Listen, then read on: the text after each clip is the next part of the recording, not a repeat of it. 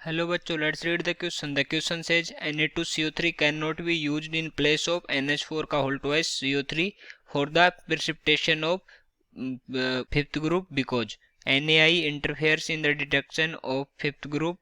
Concentration of CO3 2- is very low. Na will react with acid radicals.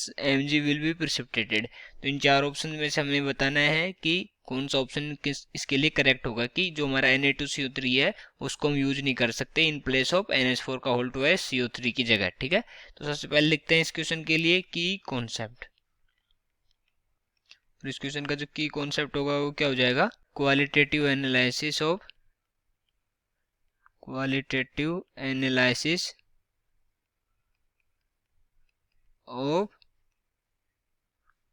Fifth group. Okay, ये हो जाएगा इस question के लिए की कॉन्सेप्ट।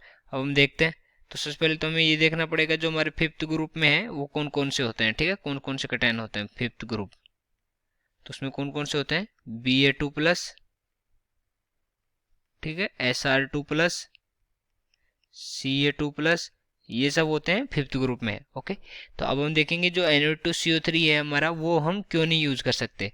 अगर हम Na2CO3 यूज करते हैं, Na2CO3 यूज करते हैं, is used in place of NH4 का whole twice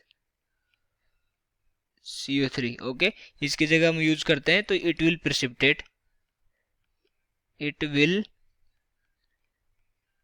precipitate group 5 radicals as well as magnesium.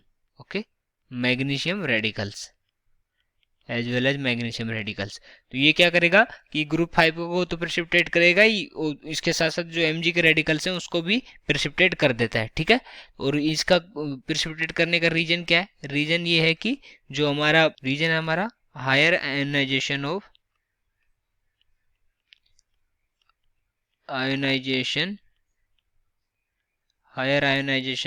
Na2CO3, हमारा Na2CO3 का higher ionization in water. Okay, तो वाटर में आयोनाइजेशन किस किस आयन में होगा इसका, Na plus and CO3 2-। Okay, तो इसकी वजह से क्या होता है, CO3 2- की कंसंट्रेशन क्या हो जाती है, CO3 2- की कंसंट्रेशन ज्यादा हो जाती है, concentration is higher. Okay, CO3 2- concentration is higher, और इस वजह से हायर होने की वजह से क्या करती है, और ये हायर होने की वजह से क्या होता है, ये एक्सीड कर जाती है, exceeds the solubility product